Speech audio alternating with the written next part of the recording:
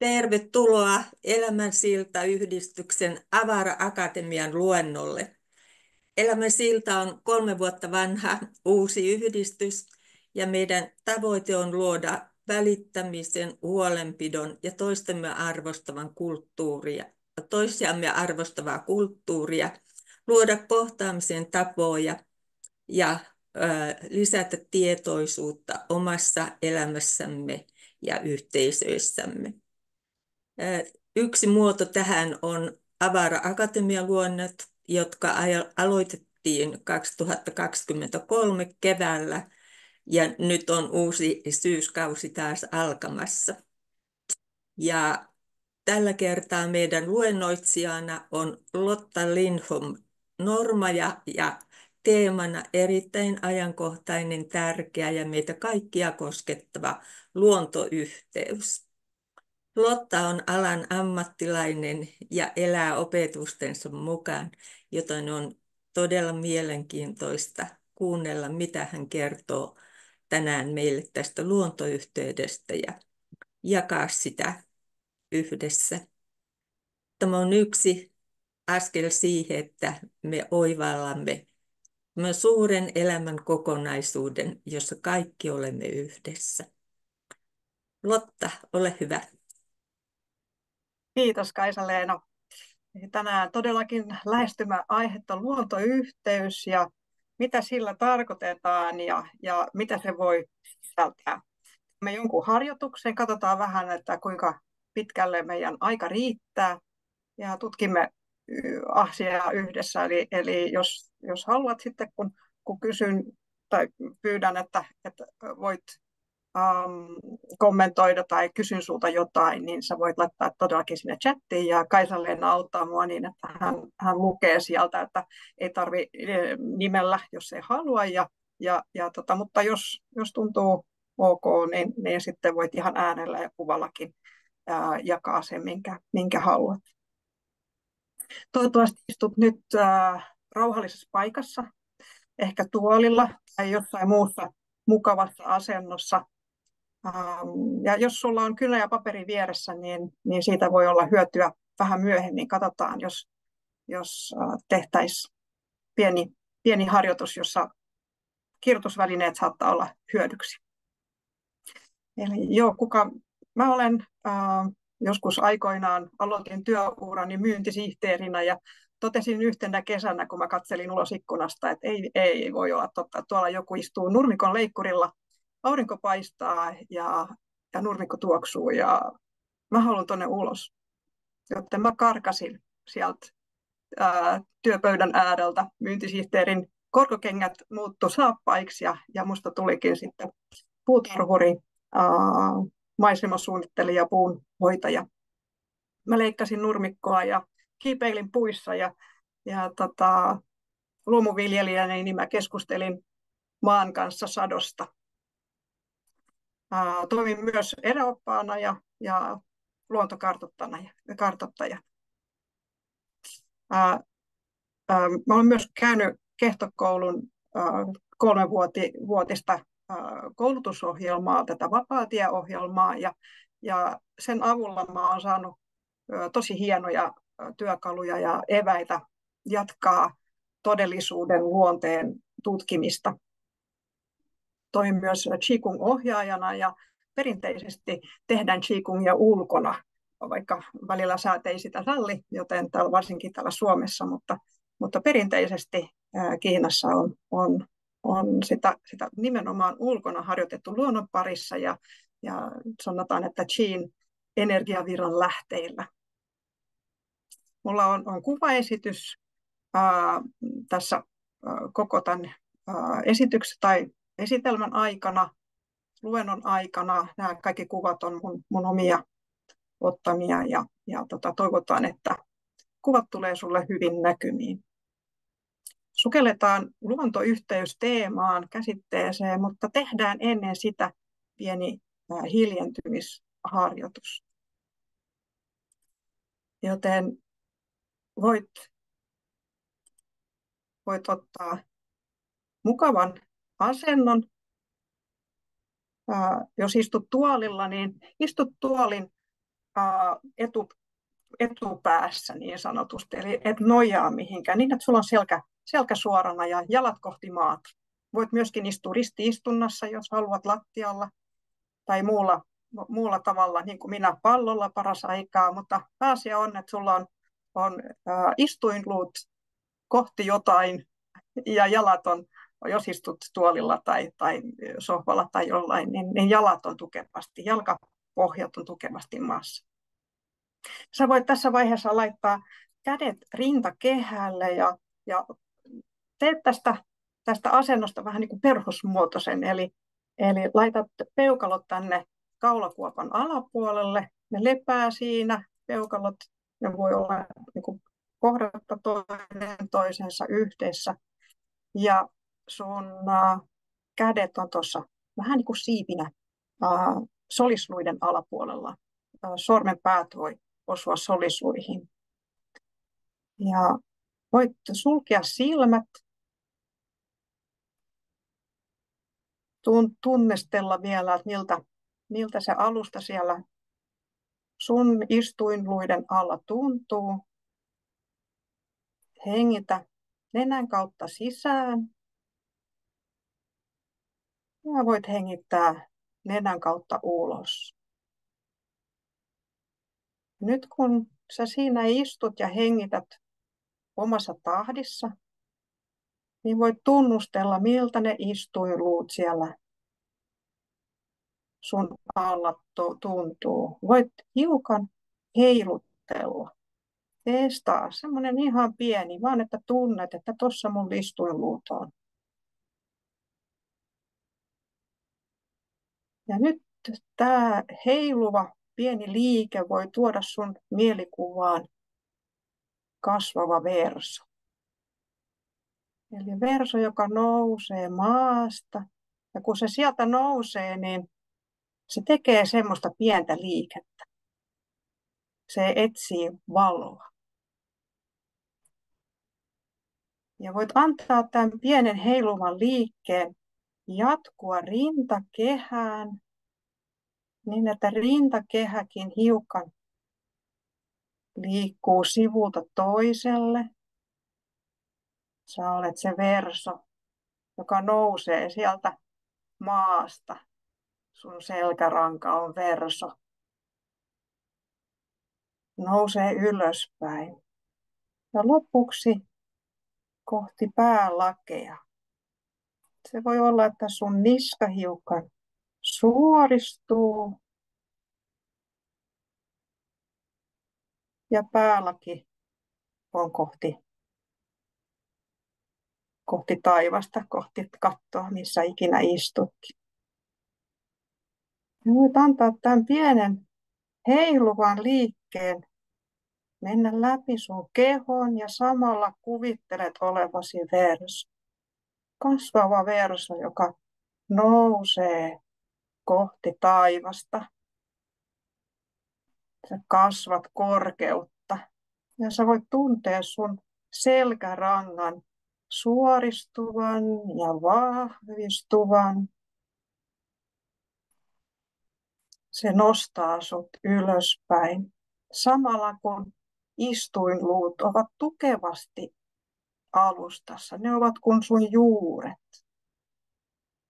Ne pitää sut tukevasti maassa.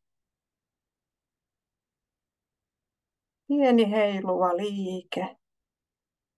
Ja sitten sä voit pysäyttää sen.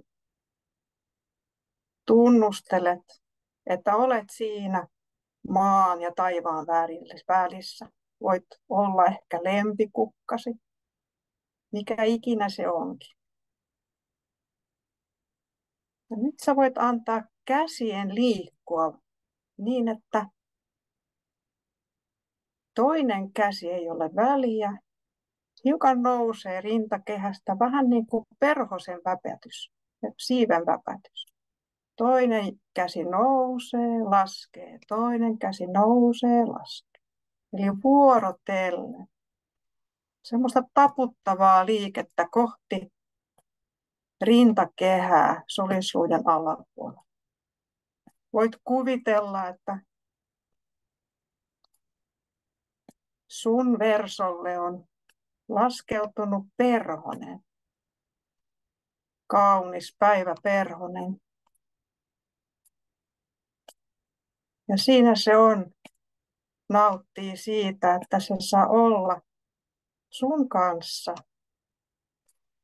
auringossa, kasvamassa kohti taivasta. Ja juuret tukevasti maassa.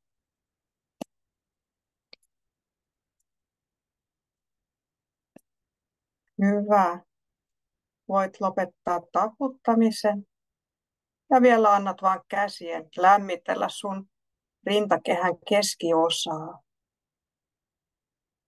Tunnet, että sun kädet on siinä sun puolella. Hengitä sisään nenän kautta ja hengitä ulos nenän kautta. Hengitä uudestaan sisään. Ja kun hengität ulos, annat käsien tippua alas sun syliin. Uudestaan sisään. Ja kun hengität ulos, niin voit avata silmät.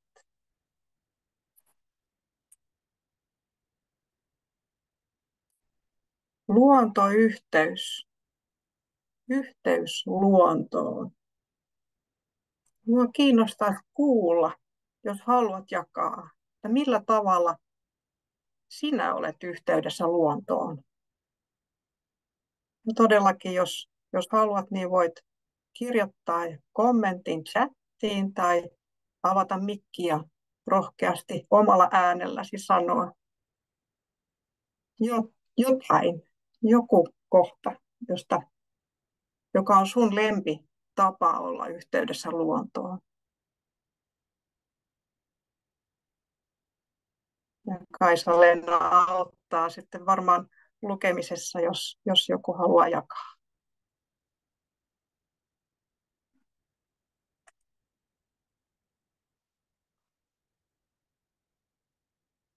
Ja voit edelleen, jos haluat kirjoittaa, niin voit edelleen kirjoittaa chattiin. Ja Kaisa-Leena sitten sanoo vaan, jos on jotain jaettavaa, niin otetaan tähän väliin. Joillekin. Joo. Joo. No niin, joo, Jari täällä, morjesta. Terve. Voisi tässä huudella vaan ihan, no niin, moi moi. Mä oon tässä kännykällä ja luontoyhteydestä, mä tuli just tähän Kalalammin äärelle, että kalastelen aika paljon. Että se on niin kuin mun tapa olla luontoyhteydessä enimmäkseen tämmöistä catch and release -kalastusta, mitkä jotkut sanoo, että se on kalojen kidutusta. Minusta se on sellaista kestävää kalojen kanssa leikkimistä ja kalat taitellaan takaisin. Toki tulee jonkun verran vaelleltua ja oltua muuten metässä, mutta kalastus on yksi sellainen tapa, missä voi niin kuin, kalan saanti ei ole niin hirveän tärkeää välttämättä aina, mutta lähtee sinne luontoon ja rauhoittua. Sellainen täältä päin Jyväskylän reunamilla. Ihana, kiitos. Ja siinä kun sä kalastelet, niin sä oot lähellä vettä, veden äärellä. Joo, kyllä. Ja nyt on tämmöinen kelluntarengas, että tuossa on niinku ihan oikeasti välillä koskessa kahlataan, ollaan napaa myöten ja nyt ollaan tuossa niinku rauhallisesti pikkuhiljaa lillutaan tuossa veden päällä ja katsellaan, että rupeako täällä kalat pinnasta syömään perhosia, niin sitten yritetään niitä jahtailla tuollaisella pintaperhoilla. Ihanaa. Mutta joo, tämä on hauska. Luurit korvilla kuunnellessa hyviä juttuja ja olla täällä luonnon keskellä, on aika hauska kompo tavallaan tälle illalle. Ihanaa, joo. Hyvä paikka, erittäin hyvä paikka kuunnella tätä luentoa. Ja kiitos kun jaoit. Todella hieno tapa olla luonnossa ja kalastaminen on semmoinen, koen sen niin kuin rauhalliseksi, varsinkin jos on semmoista niin kuin perinteistä onkimista. Ja vielä niin kuin se, että sä sanot, että sä päästät ne kalat vielä irti siellä, niin sä moikkaat niitä ja sitten ne pääsee takaisin kasvamaan joillekin todellakin on kalastus voi olla se tapa olla luontoon yhteydessä ja joillekin se on metsästys. Muistan, että mun isä oli semmoinen, että hän meni metsään koiran kanssa, jänismetsään ja sitten jos se oli semmoinen oikein sinnikäs jänis, joka niin kuin koko ajan juoksi hänen edestä, niin sitten hän saattoi tuoda jänispaistin kotiin. Muuten hän niin kuin antoi sen juosta ohitte ja katsoi vaan, että tuleeko vielä toisen kerran vai kolmannen kerran. Meillä ei ollut usein jänispaistia. Mutta joillekin valokuvaaminen voi olla luontoyhteysaiheinen asia. Lintuilu, lintujen tarkkailu. Tuossa pidän pieniä tiiranpoikasia kädessä. Tuossa mun mies on ornitologi ja hänen kanssaan harrastetaan lintujen tarkkailua muun muassa. Mutta se voi toki olla myöskin muiden eliöiden seuraamista. Ja joskus miksei niin kun, sitten vaikka maalaamista tai runojen kirjoittamista luonnossa, meditaatiota, mindfulness-harjoituksia luonnossa ja ihan tämmöistä urheilupainotteista hiihtämistä, lenkkeilyä, miksei geokätkeily. Uimista sanoo täällä Tarja. Uiminen, joo, ihanaa. Mä kans itse rakastan uimista ja luonnon vedessä uimista ja ikivanhoilla kallioilla istumista. Ehkä sä tiedät, että meidän kallioperä on yksi maailman vanhimpia. Sanotaan, että se on 4600 miljoonaa vuotta vanha, tai silloin se on sen, miten syntymä on alkanut. Ja vesi taas on syntynyt maapallon synnyn yhteydessä. Montakohan miljardeja vuotta ja siitä sitten on. Ja koska maapallo on suljettu yksikkö, niin tänne ei juurikaan tule lisää vettä avaruudesta. Ihan niin kuin pienten kiviaineisten kanssa voi tulla hiukan vettä lisää. Mutta voi sanoa, että täältä ei juurikaan ei lähde vettä avaruuteen eikä tule vettä takaisin. Joten se vesi, mikä täällä on, niin se kiertää tässä meidän ekosysteemissä. Ja vesi on kulkenut aika monen eliön läpi, ihan ameebasta tammeen. Ja kun tähän sukeltaa tähän mielikuvaan, niin se on aika huikeaa. Ja sen takia mäkin koen, että luonnon vedessä uiminen on ihmeellistä. Ihan niin kuin Tarja kanssa tykkää uimisesta. Ihanaa. No luontoyhteys-sana sisältää tämän yhteyden, eikö vaan? Ja jos se sisältää yhteyden, niin se sisältää myöskin jotain, jota ei ole yhteydessä, jotain erillisyyttä, eli yhteys on katkennut. Ja nämä sanat näyttävät, kun ne olisi vastakohtia, vähän niin kuin lasi, joka on täynnä tai tyhjä, tai päivä ja yö, tai ilo ja suru. Me elämme semmoisessa maailmassa, joka näyttää me ollaan ruotsinkieli äidinkielen, pahoittelen, tai välillä pätkii tämä mun pää, silmissämme dualistiselta. Eli tämmöinen kaksijakoisuus, mustavalkoinen tai paha hyvä, talvi ja yhteys ja irrallisuus. Ja niin kuin näyttää tältä. Eli jos emme ole luontoyhteydessä, olemme jossain muussa tilassa ja se tila on eriytynyt jostakin, eikö vaan? Yritän lähestyä tätä aihetta. Tämä on niin suuri aihe, että mä kaivan tämmöistä pientä kuoppaa ehkä. No, jotta me saataisiin aiheeseen vähän perspektiiviä, niin mä katson hiukan taaksepäin. Niin kuin sä tiedät, niin meidän esi-isät on ollut vahvasti luonnosta ja luonnon kanssa vahvasti luonnossa ja luonnosta he ovat saaneet myöskin elinkeinonsa. Eli he ovat olleet metsästäjiä, keräilijä, kalastajia pääsääntöisesti. Jos mä antaisin tämän sanan luontoyhteys muinaissuomalaiselle, niin ymmärtäisikö hän mitä mä tarkoitan? Ihan tälle villiarvaus on, että katsoisi mua vähän niin kuin pää kallellaan ja miettisi, että mitäköhän toi tarkoittaa. Miksi mä niin oletan? No, koska he elivät luonnossa. Eli oliko heidän ja luonnon välissä jotain, joka erotti heitä? Mä veikkaan, että ei. Ja he olivat osa sitä, mitä me kutsumme tänä päivänä luonnoksi. Ja ehkä he kutsuivat sitä elämäksi.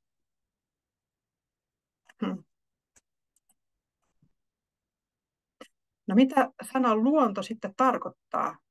Se näyttää siltä, kun se sisältää luomista, luoda. Jos mennään latinakieliseen natura-sanaan, niin se tarkoittaa syntymistä. Eli luomista ja syntymistä.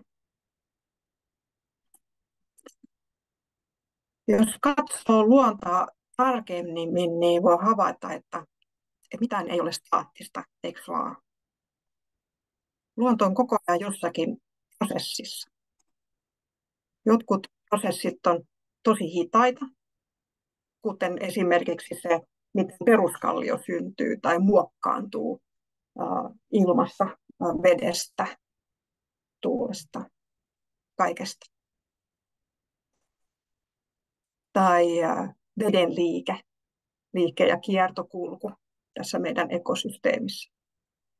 Vähän niin kuin mä jo tuossa kosketin aikaisemmin.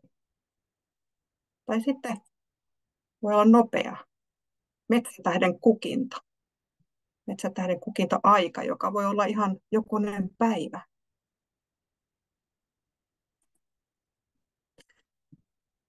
No, jotkut meistä kuitenkin pelkää luontoa ja luonnossa olemista. Ja mä pohdiskelin sitä, että mitä silloin pelkää.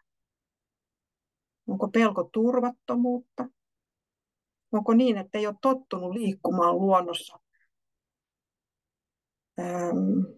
josta syystä se tarjoaa tuntemattoman ympäristön? Eli ei koskaan tiedä, mitä siellä voi tapahtua juuri sen takia, että luonto on jatkuvasti hallitsemattomassa muutoksessa.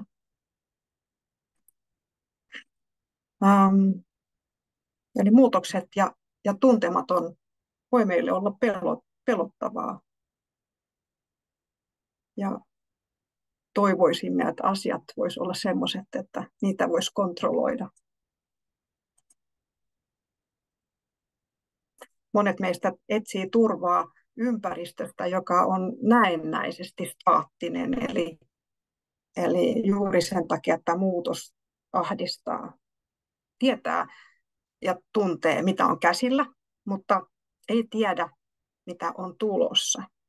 Joten jää mieluummin kiinni mahdollisesti johonkin vanhaan, vaikka se ei välttämättä ole niin mukavaa. Ja jotkut meistä on semmoisia, että heittäytyy sitten umpimähkää muutosprosessiin, koska se on vähemmän pelottavaa kuin jäädä odottamaan sen prosessin luonnollista kulkua.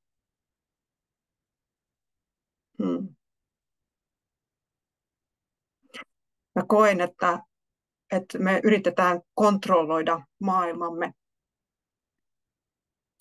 tietämällä, mitä ympärillä tapahtuu. Meillä on älypuhelimet ja meillä on tietokoneet, telkkarit ja ollaan koko ajan tavoitettavissa.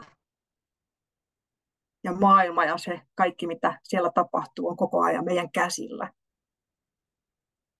Ja osa mielestämme on sellainen, joka mielellään jotenkin ruokkii itsensä kaikilla näillä tapahtumilla. Ja jäämme kiinni scrollaamiseen. Se on varmaan monelle tuttu. Ja siihen liittyy semmoinen niin kuin asioiden nopea tsekkaus. Mitä kukin tekee, mitä tapahtuu maailmassa ja mitkä on uusimmat uutiset. Ja jos ei ole uutisia, niin sitten katsotaan säät. Ainakin minä. Se voi olla aika koukuttavaa, eikö vaan?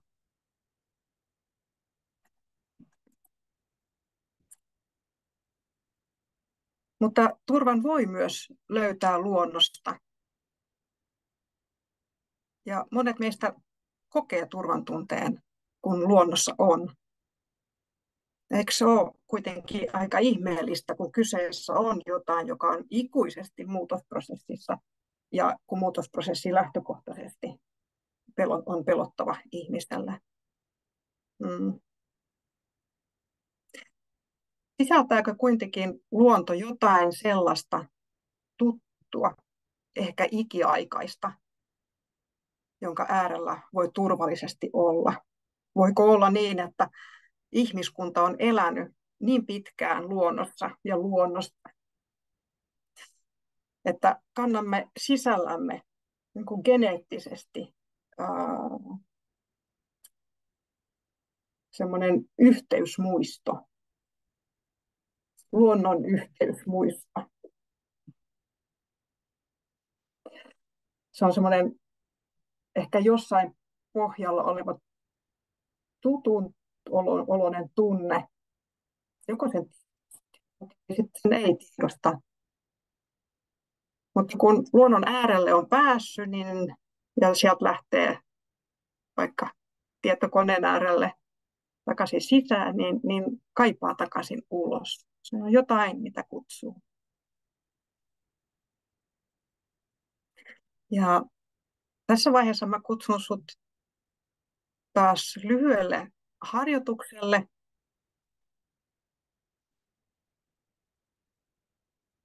Sä voit taas sulkea silmät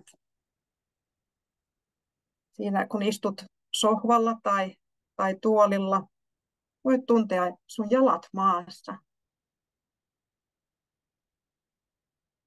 Hengitä taas nenän kautta sisään ja nenän kautta ulos. Tunnustele, miltä sun jalkapohja tuntuu. Ja jatka hengittämistä ihan omaan tahtiin.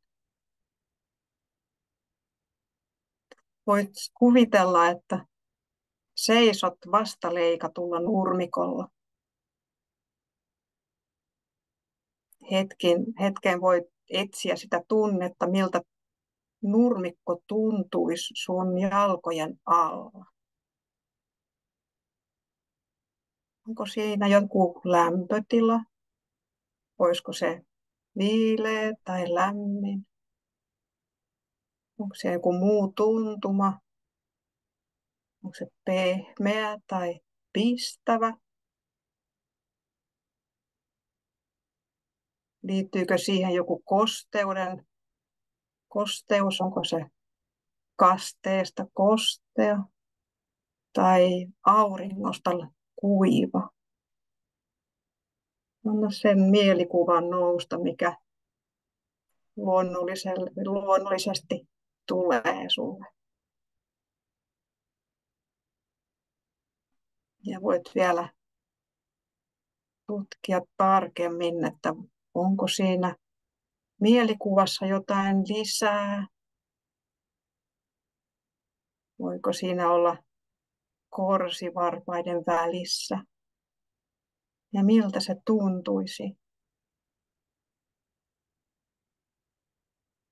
Tämä nurmikko, jolla seisot, niin se on äsken leikattu. Ja siitä nousee semmoisen mehevän heinän tuoksu. Tunnustele, jos löydät semmoisen tuoksumielikuvan sun muistipankista. Miltä vasta leikattu nurmikko tuoksu? Ole siinä mielikuvassa hetki. Vaan tunne, aisti ja huomaa.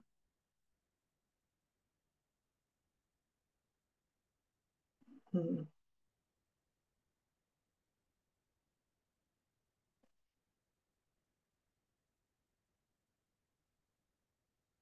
Hyvä.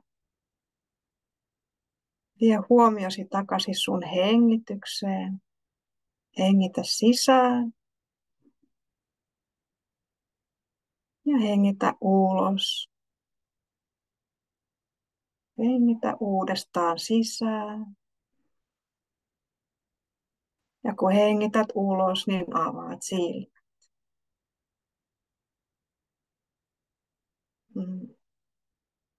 Voit vielä tänä loppukesänä, alkusyksynä tunnustella, kävellä nurmikolla paljain varpain.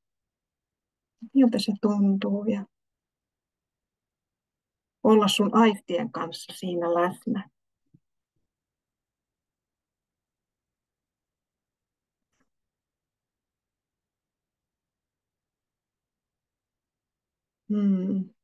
Mainitsin aikaisemmin,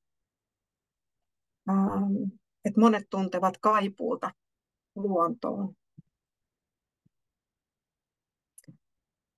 Ja mä oon pohtinut, että mitä silloin oikeastaan kaipaa. Tiede kertoo, että elimistö rauhoittuu ja hengitys hidastuu. Stressihormonit laskee ja verenpaine laskee.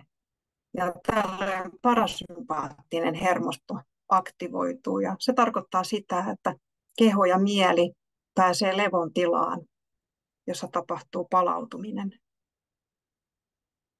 Eli luonnossa, kun rauhoitumme, tapahtuu elimistössä palautumista.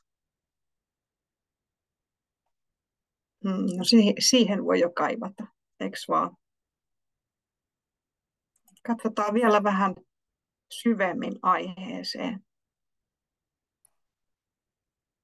Mitä muuta tapahtuu, kun on luonnossa, kun rauhoittuu? Silloin voi olla helpompi keskittyä ja keskittyä siihen hetkeen, joka on käsillä.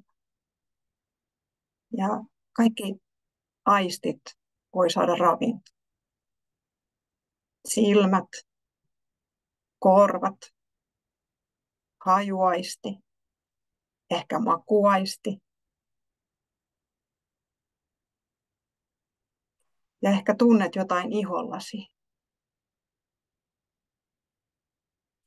Ja kun kaikki sun aistit tulee ruokituksi, niin sun huomio menee siihen.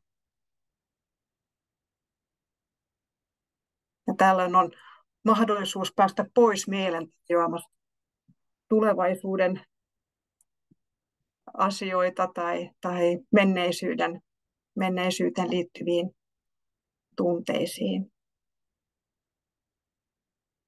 Voi tulla sellainen tunne, että aika hujahtaa, että ei huomannutkaan ajan. Ja todellakin voi olla niin, että joku aikamäärite häviää ja paikalle syntyy tai nousee oleminen. Tämän ajan sijaan nousee ikuisuus, joka vaan voi havaita olemalla, hengittämällä ja antamalla kaikkien aistien tulla ruokituksi. No mitä ikuisuus sitten on? Tehdään taas pieni harjoitus. Sä voit sulkea silmät ja hengittää rauhallisesti sun tavalla, sun omassa tahdissa. Ja nyt sä voit avata silmät ja katsoa tätä kuvaa. Voit kirjoittaa, jos sulla on paperi ja kynä, muutamalla sanalla, että mitä sä näet. Ihan vaan ekat asiat, jotka nousee mieleen.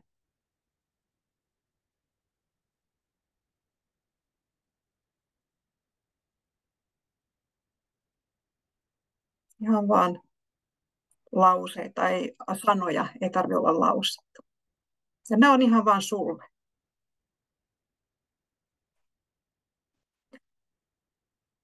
Tuossa on auringon kukka ja katsotaanpa vähän syvemmälle sitä auringon kukkaa.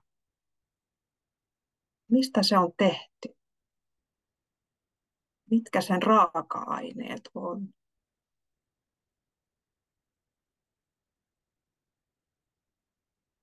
Jos haluat, niin voit kirjoittaa ylös, mitä sä havaitset, että mitä voisi olla auringon kukan raaka-aineet.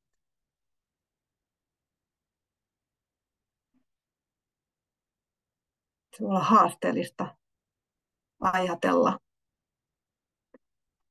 mutta auringonkukka on ainakin tehty mineraaleista, maan aineksista ja sitten se on tehty vedestä ja monesta muusta.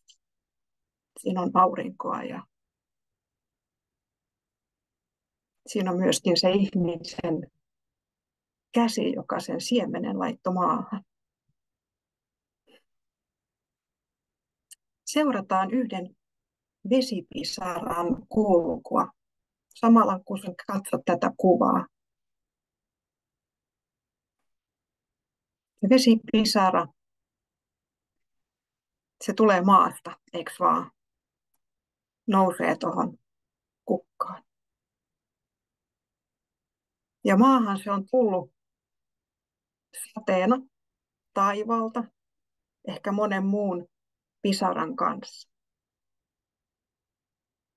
Ja taivaalla se on ollut höyrymuodossa ennen kuin olosuhteet ovat olleet otolliset niin, että siitä on tullut osa pilveä. No miten se tuli pilveen? No jostain se on haihtuu, eikö vaan?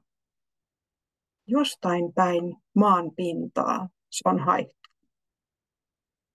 Ja ehkä se haihtui sun iholta, kun viimeksi hikoilit.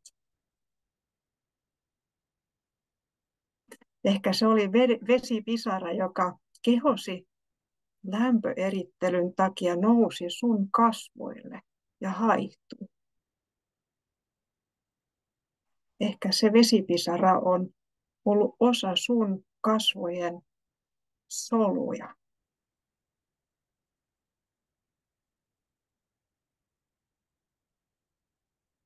Ja missä tämä vesipisara oli ennen kuin se tuli suhun?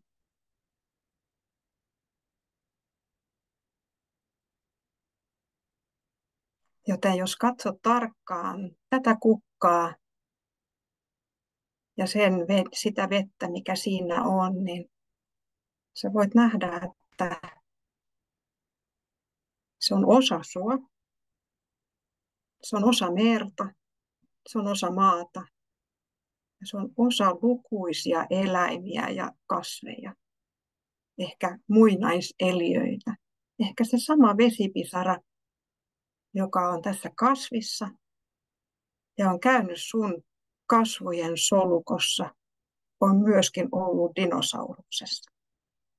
Eikö se ole aika huikeaa?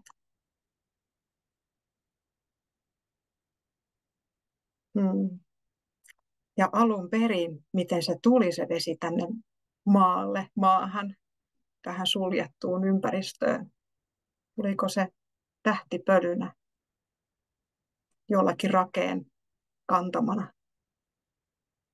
ja tuli osa tätä maapalloa maapallon syntyessä.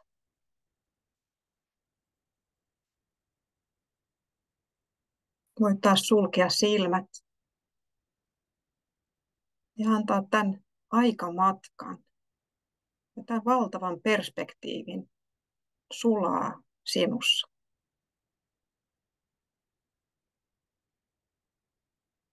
Hengitä taas sisään ja hengitä ulos. Ja voit avata silmät. Kiitos, kun altistuit tähän harjoitukseen ja sallit sun mielikuvan kuvituksen olla tässä mukana. Tämä on vähän tämmöistä aivojumppaa samalla. Joten Jos katsotaan oikein syvälle luontoon, niin nähdään enemmän kuin mitä silmien edessä on. Jos kehomme rakennusmateriaali on näin jaettavissa kaikkien luontokappaleiden kanssa, niin mitä sitten sielu, henki, se energia, joka antaa elinvoimaa tälle rakennusmateriaalipakkaukselle, jota olemme?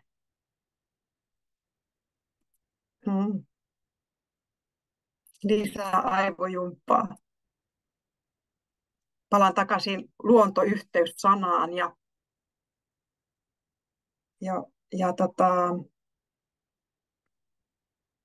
siihen asiaan, että samalla kun se kertoo, että ollaan yhteydessä, niin se myöskin sisältää sen, että ei olla yhteydessä. Jos katsotaan symbolikieltä, mä nyt mielessäni ajattelen tämmöistä yin-yang-symbolia, se on ehkä sulle tuttu.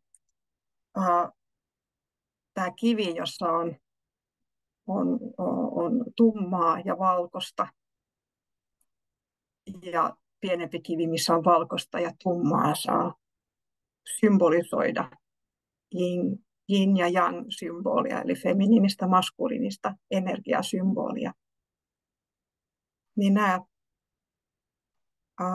aspektit ovat yhdessä ja samassa yhdessä, eikö vaan? Vähän niin kuin luontoyhteys ja luontoerillisyys voisi olla saman kolikon eri puolet. Mitä näitä kahta yhdistää? Mitä niiden välissä on? Tämä on vaikea selittää sanoin, koska ihmisen sanat on rajalliset, mutta yritän kuvailla sitä, mitä mä tunnen mun sisällä. Jos ajattelet vaikka konkreettisesti kolikkoa, jonka toisella puolella on luontoyhteysleima siihen painettuna, ja sitten toisella puolella on painettu luonnosta erillisyysleima. Niin mitä näitä kahta siinä yhdistää? Eikö se ole vähän niin kuin se kolikko? Se on siinä keskellä. Se on vähän niin kuin tämä lehtikuvassa, että pinta on kostea, toinen pinta, ja toinen pinta on kuiva. Mitä tätä kosteutta ja kuivuutta yhdistää? Se on toi lehti. Ja nyt mä avaan taas tämän asian niin kuin omakohtaisesti. Voiko kolikko tai tämä lehti tässä kuvassa olla niin kuin symbolisoida, kuvastaa jotain neutraalia tilaa? Joku semmoinen yhdistävä tekijä. Se on jotain, joka vaan tarkkailee. Ja toisella puolella on tota ja toisella puolella on tota. Eli vähän niin kuin, että tässä tämä lehti vaan tarkkailee, että toinen puoli on kostea ja toinen puoli on kuiva. Ja se vaan on siinä. Se ei tunne mitään erityistä tunnetta, se ei tuomitse tai iloitse mistään erityisesti, vaan se vaan on ja tarkkailee. No mikä tämä on, joka tarkkailee?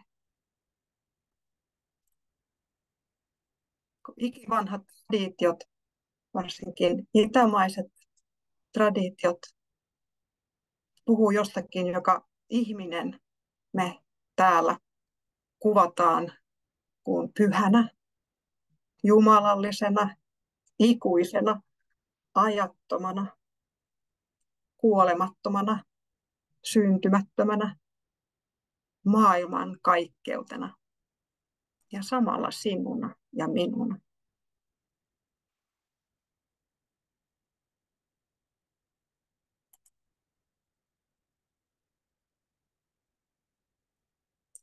Voiko olla niin, että kun olet luonnossa, luonnon helmassa, voit kokea yhteyden tähän ikuiseen, tähän ikiaikaiseen, mikä ikinä se onkin. Jotain, mitä kaikki aina on ollut ja tulee aina olemaan. Jotain pyhää mahdollisesti. Ja se on siinä sun silmien edessä ja samalla se on sinussa.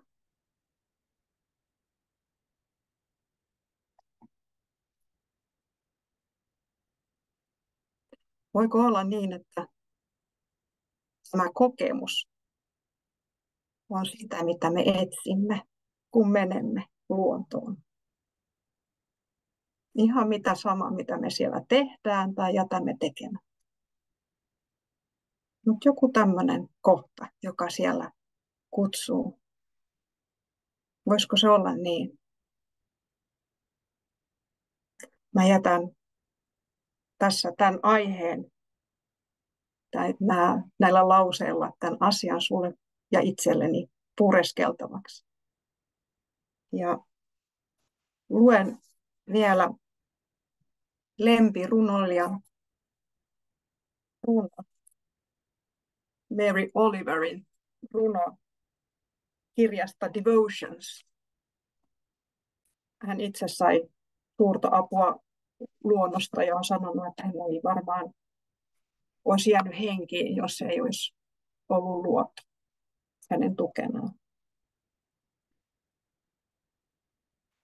Sleeping in the forest, I thought the earth remembered me. She took me back so tenderly, arranging her dark skirts, her pockets full of lichens and seeds. I slept as never before, a stone on the riverbed, nothing between me and the white fire of the stars, but my thoughts. And they floated light as moths among the branches of the perfect trees.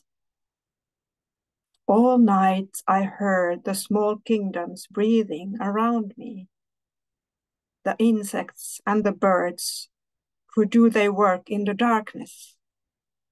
All night I rose and fell as if in water, grappling with a luminous doom.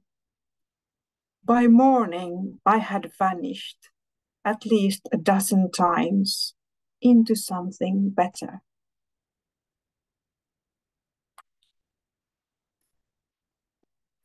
Jos on niin, että englannin kieli on sulle tuntematon kieli tai vaikeampi, niin tein tämmöisen, tai käänsin sen suomeksi, että tämä on nyt mun käännös. Se ei välttämättä ole ihan niin kuin Mary on sen ajatellut, toivotaan niin. Metsässä nukkuminen. Ajattelin, että maa muisti minut. Hän otti minut takaisin niin hellävaraisesti, järjestäen tummat helmansa. Hänen taskunsa täynnä jäkälää ja siemeniä. Nukuin paremmin kuin koskaan, kuten kivijoen pohjalla. Ei mitään muuta minun ja valkoisina säkenöityvät tähtien välissä kuin ajatukseni, ja ne virtasivat kevyinä kuin yöperhoset täydellisten puiden oksien välissä. Koko yön kuulin pienten kuningaskuntien hengittävän ympärilläni, hyönteiset ja linnut, jotka tekevät työtään pimeydessä. Koko yön koin nousevani ja laskevani, kuten vedessä. Kamppailen kirkkaan kohtalon kanssa. Aamun tullen olin hävinnyt vähintään tusinan verran johonkin paljon parempaan. Jotenkin kuvaa omasta mielestäni luontoyhteyttä ja jotain syvällistä siinä. Mm. Kiitos, kun olet kuunnellut tätä ja katsonut tätä luentoa. Mä haluan vielä lopuksi kertoa, että tällä viikolla, eli 26.8.–1. päivä 9. vietetään puun halausviikkoa. Joten voit mennä sopivana hetkenä ulos vaikka lempipuullesi ääreen ja halata sitä. Se voi olla pihallasi tai puistossa tai metsässä, missä vaan. Ja tämän vuoden puunhalausviikko teema on puiden hyvinvoinnin merkityksen. Kun puut voivat hyvin, muutkin eliöt ja ihmiset voivat hyvin. Ihana teema. Ja lauantaina, eli 31.8. vietetään Suomen luonnonpäivää. Joten voit silloinkin juhlistaa luontoamme, luontoyhteyttä ja tutkia sitä lisää omalla tavallasi. Kiitos tästä hetkestä ja läsnäolostasi.